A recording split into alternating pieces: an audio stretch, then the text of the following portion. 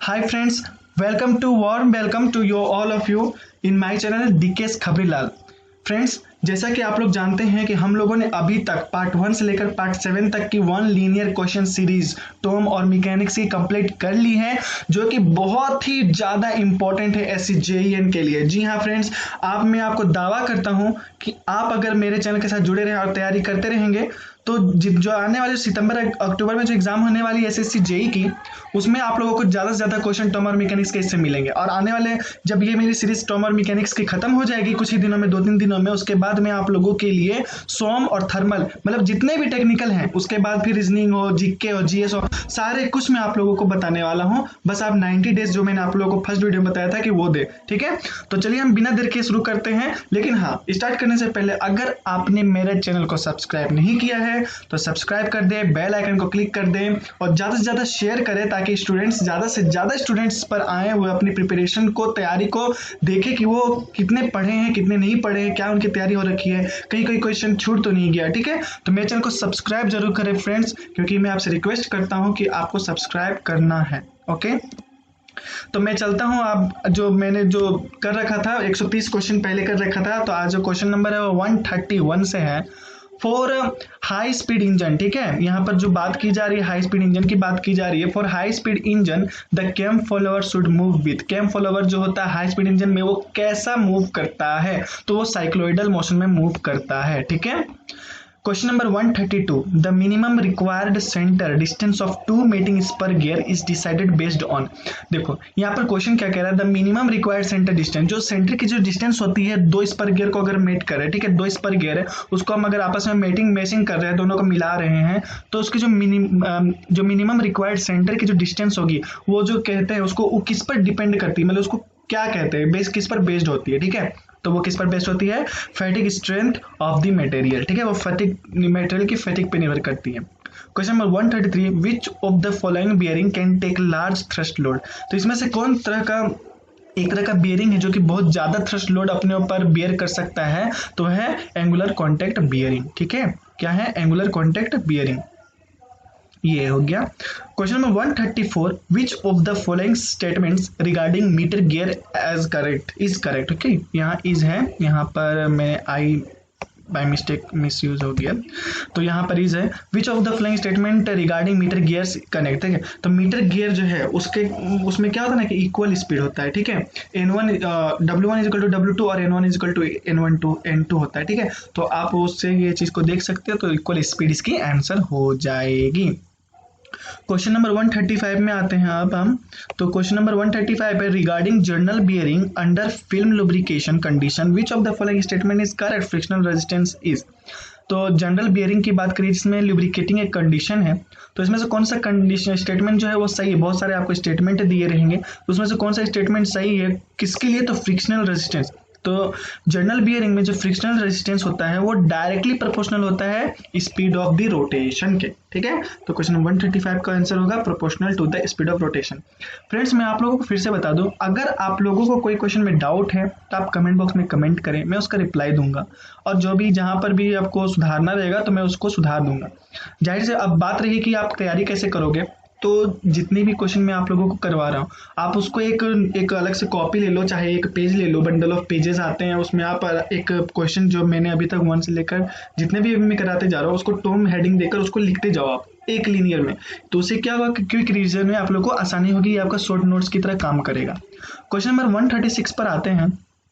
Question number 136 है, the following moment delivered by a flywheel with respect to its angular displacement is given by the following expression. तो कोई एक expression दिया रहेगा किसके लिए, टर्निंग मूवमेंट, ट्विनिंग मूवमेंट के लिए। अब पूछ रहा है कि यहाँ जो साइन थीटा है, थीटा के लिए क्या वैल्यू हो सकती है, तो 0 डिग्री, 180 डिग्री एंड 360 डिग्री होगी, okay. Question number 137, a slider sliding at 10 centimetre पर सेकेंड, जो स्लाइडर है वो स्लाइड कर रही है कितने रेंज में, तो 10 सेंटीमीटर पर सेकेंड की स्पीड से वो स्लाइड कर रही है। Which is rotating at 60 RPM, N जो है वो 60 RPM है, is subjected to Coriolis acceleration magnitude. तो देखिए आपको यहाँ पर जो है ना कोरियोलस एक्सेलरेशन मैग्नीट्यूड निकालना है, तो यहाँ जो है ना AC जो मैंने लिखा है AC, ये आपका क्या है, कोरियोलिस एक्सेलरेशन है, ठीक है। कोरियोलिस एक्सीलरेशन को हम AC से डिनोट करते हैं, तो कोरियोलिस एक्सीलरेशन को हमको सेंटीमीटर स्क्वायर पर सेकंड में हमको व्यक्त करना है। तो omega is equal to 2πn/60, 2πn की वैल्यू 60 दी हुई है, आप उससे वैल्यू ओमेगा निकाल लो और ओमेगा जब आ जाएगी तो कोरियोलिस एक्सीलरेशन के लिए 2 इंटू ओमेगा कर दोगे और आपका आंसर आ जाएगा। ठीक है। Name the mechanism in which, question number 138, name the mechanism in which the Coriolis component of acceleration is to be considered। तो क्विक रिटर्न मोशन मैकेनिज्म में जो है वो कोरियोलिस एक्सेलरेशन का जो होता है वो मैकेनिज्म कंसिडर किया जाता है। Question number 139, bevel gear are used to transmit. देखिए बेवल गियर का यूज बहुत है, आप बेवल गियर से क्वेश्चन जितने भी मिलते हैं उसको आप अच्छे से देखें क्योंकि बहुत ज्यादा इंपॉर्टेंट है। Bevel gear are used to transmit rotary motion between two shaft whose axis are perpendicular. ठीक है, परपेंडिकुलर एक्सिस में होते हैं। Question number 140, a differential gear is an automobile is a. कैसा होता है डिफरेंशियल गियर? तो इपीसाइक्लोइडिक गियर ट्रेन की तरह होता है। ठीक है। क्वेश्चन नंबर 141 पे आते हैं, creep in a belt drive is due to. जो बेल्ट ड्राइव में जो क्रीप होता है वो किसके कारण होता है? तो due to uneven extension and contraction of the belt when it passes from the tight to the slack side. Question number 142, the crankshaft turning in a journal bearing forms a turning pair. जो crankshaft होता है वो general bearing में कैसा pair बनाता है? तो वो टर्निंग पेयर बनाता है। Question number 143, what type of contact occurs during meshing of helical gear. तो पॉइंट कॉन्टैक्ट बनाते हैं। ठीक है, आपको यहाँ ध्यान क्या रखना है कि मेसिंग गियर की बात हो रही है। जब गियर को हम लोग मेस कर रहे हैं तो पॉइंट कॉन्टैक्ट होता है एट स्टार्टिंग। ये भी मैं आपको क्लियर कर दूं, स्टार्टिंग में पॉइंट कॉन्टैक्ट होता है लेकिन वो लाइन में तब्दील हो जाता है बाद में। ठीक है, तो अगर बाद की बोले तो what type of contact occur during meshing बोला है तो पॉइंट कॉन्टैक्ट होगा। वही अगर बोल दे कि आफ्टर मेसिंग या sometimes of the meshing then यहाँ लाइन कॉन्टैक्ट हो जाएगा। ये मैं आपको बता दे रहा हूँ। Question number 144, which one of the following drives is used for transmitting power without slip. कि जिसमें स्लिप नहीं होता है। तो ठीक है, तो चेन ड्राइव या फिर गियर ड्राइव ये दो एक ही चीज है, तो इनमें जो है वो स्लिप बिना स्लिप के काम करते हैं। इसके अलावा जितने भी आपके बेल्ट ड्राइव है और भी जो भी ड्राइव है वो सारे के सारे आप उसमें स्लिप यूज होते हैं, तो इसमें स्लिप यूज नहीं होते हैं चेन ड्राइव या गियर ड्राइव में। Question number 145, the contact between cam and follower is to form a higher pair. क्योंकि वहां पॉइंट कॉन्टैक्ट होता है तो इसलिए वो हायर पेयर बनाता है। ठीक है। Question number 146, which one of the following is the anti friction bearing. तो needle bearing is the anti friction bearing. ये आपको याद रखना पड़ेगा कि जो नीडल बियरिंग होती है वो एंटी फ्रिक्शन बियरिंग होती है। Question number 147, helical gear have their teeth curve over the wheel rim. ठीक है। Question number 148, a body weight is 30 newton rest at a horizontal floor gradually increasing horizontal force applied to the body just start moving when the force is 9 Newton. The coefficient of friction between the body and the floor will be, देखिए 1 यहाँ पर जो है आपका 1 is equal to mu N है आपका। ठीक है, मतलब कि आपका जो F है यहाँ पर F होगा, ये 1 नहीं है ये F है। ठीक है, F is equal to mu N formula होता है। आपको यहाँ पर क्या पूछा है? देखिए कोफिशिएंट ऑफ फ्रिक्शन, क्या पूछा है? Coefficient of friction. तो अगर हमें पता है कि F is equal to mu dot N होता है, तो अगर हम म्यू की वैल्यू निकालेंगे तो म्यू इज इक्वल टू क्या हो जाएगा? म्यू इज इक्वल टू हो जाएगा F बाई एन। ओके, म्यू इज इक्वल टू हो जाएगा F बाई एन। अब आप क्या करोगे कि F आपको दिया हुआ है और एन की वैल्यू आपको पता है, तो आप इसमें आराम से देखिए F यहाँ क्या हो जाएगा? 9 न्यूटन। F 9 न्यूटन होगा और जो यहाँ वेट है, यहाँ पर जो वेट की बात की जा रही है एन, वो आपकी यहाँ आ जाएगी 30 न्यूटन। आप जब इसको करोगे तो 3/10 आपकी आंसर आएगी। क्वेश्चन नंबर 149 है, a body of weight W is placed on a rough inclined plane. ठीक है, the inclination of the plane with horizontal is less than the angle of friction, the body will be in equilibrium. ठीक है, ये इसका answer हो जाएगी। Question number 150 और हमारा आज का लास्ट का क्वेश्चन है। उसके बाद इसके बाद आपका जो वीडियो आएगा वो 9th नंबर का वीडियो आएगा, 9th सीरीज आएगी। तो मैं आपको लगभग इसमें टोटल 10th सीरीज करवाऊंगा। ठीक है, 10 to 12 सीरीज में आपको इसके मैं करवा दूंगा।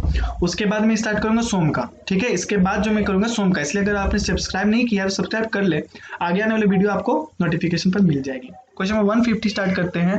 अ ball is dropped vertically downward, it hits the floor with a velocity of 9 metre per second and bounces to a distance of 1.2 metre. Okay, then the coefficient of restitution between the floor and the ball is, तो E is equal to V by U। इस formula में अगर आप put करोगे तो यहाँ E क्या है? मैं आपको बता दूं E क्या है? coefficient of restitution है। E क्या है? coefficient of restitution है E। उसका फॉर्मूला होता है V by U। अब V अगर आपको देखिए यहाँ पर V आपको पता नहीं है, E का तो वैल्यू पता है कि V by U होता है, लेकिन आपको V नहीं पता, तो V इज इक्वल टू क्या होता है? √2GH। तो अंडर 2 GH हम फॉर्मूला अप्लाई करके भी निकाल लेंगे, और उसके बाद फिर हम जो भी का वैल्यू आएगा V/U तो आपको पता ही है 9 मीटर पर सेकंड है, तो V/U कर देंगे तो आपका आंसर आ जाएगा 0.54। ठीक है, तो कॉफिशिएंट की तो कोई यूनिट नहीं होती है, फ्रिक्शन की इसकी तो ये हो जाएगी। ठीक है, तब तक से bye bye, take care, God bless you all. मेरे चैनल को लाइक शेयर और सब्सक्राइब जरूर करें, क्योंकि आगे आने वाला वीडियो बहुत ही ज्यादा इंटरेस्टिंग होने वाला है, बहुत ज्यादा नॉलेजफुल होने वाला है। और friend bye bye, take care and God bless you all.